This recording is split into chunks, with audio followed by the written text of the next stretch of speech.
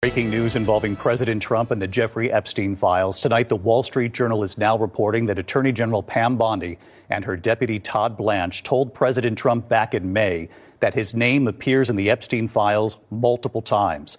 Last week, when pressed by ABC's Catherine Faulders, the president denied that the Attorney General told him his name was in the files. The Attorney General reportedly recommending to the president at the time to not release any more files, and the president reportedly deferred to the Justice Department. And tonight, the Republican-led House Oversight Committee has now subpoenaed Jeffrey Epstein's former companion, Ghislaine Maxwell, who, of course, is serving a 20-year prison sentence. ABC's chief White House correspondent Mary Bruce leading us off tonight. Tonight, the Wall Street Journal reporting that Attorney General Pam Bondi and her deputy Todd Blanche informed President Trump in May that his name appears multiple times in the Epstein files.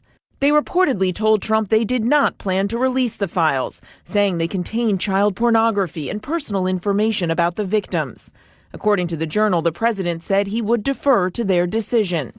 Last week, when pressed by ABC's Catherine Faulders, Trump denied Bondi told him his name was in the files. What did she tell you about the review? And specifically, did she tell you at all that your name appeared in the file? No, she's given us just a very quick briefing. And in terms of the credibility of the different things that they've seen. The next day, I asked him, is your name in these files, Mr. President? Is that why they aren't being fully released? Let's go. The Journal reports Trump was told there were other high-profile names in the documents, noting being in the files is not evidence of wrongdoing. Tonight, the Attorney General saying nothing in the files warranted further investigation or prosecution, adding as part of our routine briefing, we made the president aware of the findings. Trump and Epstein were friendly for more than a decade, socializing in New York and Palm Beach. Epstein was asked about their relationship in a 2010 deposition in a civil suit. Have you ever had a personal relationship with Donald Trump? What do you mean by personal relationships? Have you socialized with him? Yes, sir. Yes? Yes, sir. Have you ever socialized with Donald Trump in the presence of females under the age of 18? Though I'd like to answer that question, at least today, I'm going to have to assert my 5th, 6th, and 14th Amendment rights, sir.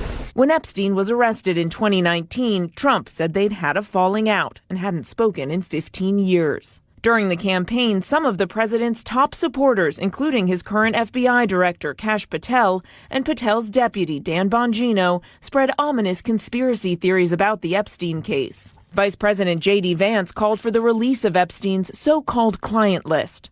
Seriously, we need to release the Epstein list. That is an important thing. In February, Bondi said that client list was in her possession. It's sitting on my desk right now to review. That's been a directive by President Trump. But over the July 4th weekend, the Justice Department and the FBI said the list doesn't exist and that they wouldn't be releasing any more information about Jeffrey Epstein. Under pressure, the president later instructed Bondi to ask courts in Florida and New York to release grand jury testimony in the Epstein case. Today, a Florida judge denied that request, saying the DOJ didn't provide enough of a justification for releasing that sensitive testimony, adding the court's hands are tied. Tonight on Capitol Hill, Republicans and Democrats on a House Oversight Committee voting to subpoena the Justice Department to release the full Epstein files. Hours earlier, the full committee issuing a subpoena to Epstein's former companion, Ghislaine Maxwell, who's serving a 20-year prison sentence for child trafficking. And David Maxwell is also planning to meet with the Deputy Attorney General soon. Asked tonight about that congressional subpoena, her attorney saying that upcoming meeting with the Justice Department will, quote, help inform how she proceeds. And again, it's important to note Maxwell is serving a 20-year sentence and is looking for a way to get